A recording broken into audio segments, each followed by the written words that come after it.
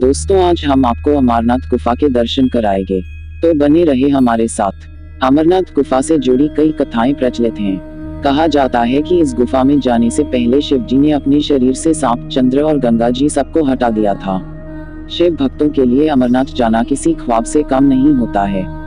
इस पवित्र तीर्थ स्थल पर हर कोई अपनी जिंदगी में एक बार जरूर जाना चाहता है। आपको बता दें कि यहाँ भगवान भोलेनाथ बर्फ की शिवलिंग के रूप में स्थापित है। अमरनाथ की यात्रा काफी कठिन मानी जाती है।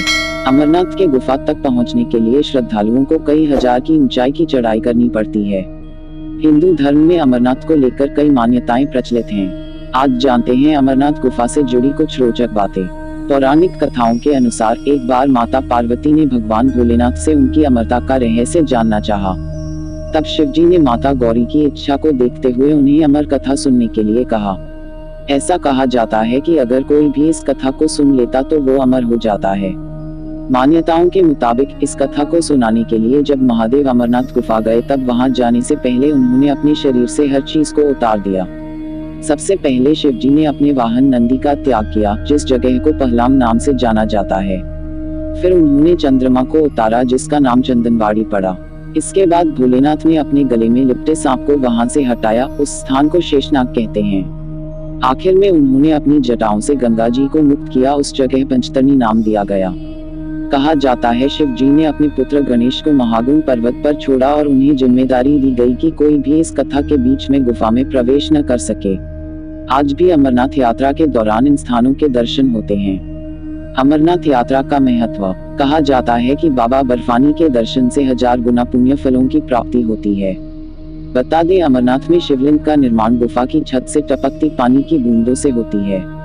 कहते हैं कि यह शिवलिंग चंद्रमा की रोशनी के चक्र के साथ घटता और बढ़ता है।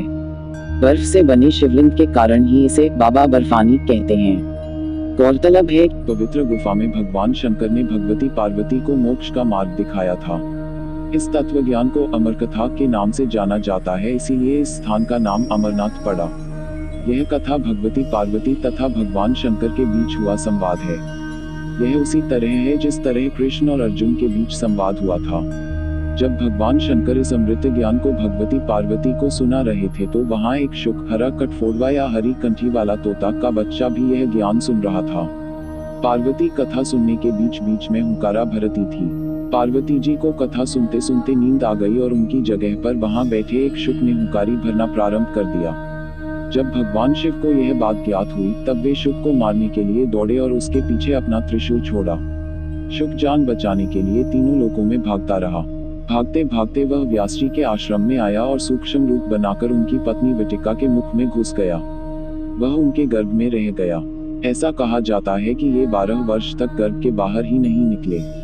जब भगवान श्री कृष्ण ने स्वयं आकर इन्हें आश्वासन दिया कि बाहर निकलने पर तुम्हारे ऊपर माया का प्रभाव नहीं पड़ेगा, तभी ये गर्भ से बाहर निकले और व्यास जी के पुत्र कहलाए। गर्भ में ही इन्हें वेद, उपनिषद, दर्शन और पुराण आदि का सम्यक ज्ञान हो गया था।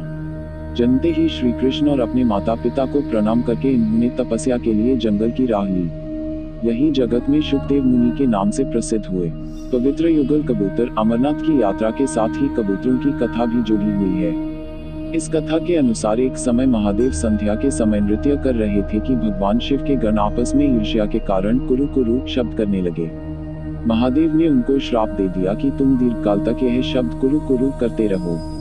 तदुपरांत वे रुद्र रूपी गण उसी समय कबूतर हो गए और वहीं उनका स्थायी निवास हो गया। माना जाता है कि यात्रा के दौरान पावन अमरनाथ गुफा में इन्हीं दोनों कबूतरों के भी दर्शन होते हैं। यह आश्चर्य ही है कि जहां ऑक्सीजन की मात्रा नहीं के बराबर है और जहां दूर दूर तक खाने पीने का कोई साधन नहीं है, वहां ये कबूतर किस तरह रहते होंगे। यहाँ कबूतरों के दर्शन करना शिव और पार्वती के दर्शन करना माना जाता है। यह भी कहा जाता है कि इन कबूतरों ने अमरनाथ में शिव के मुख से अमरता के प्रवचन सुन लिए थे, इसलिए ये भी अमर हो गए।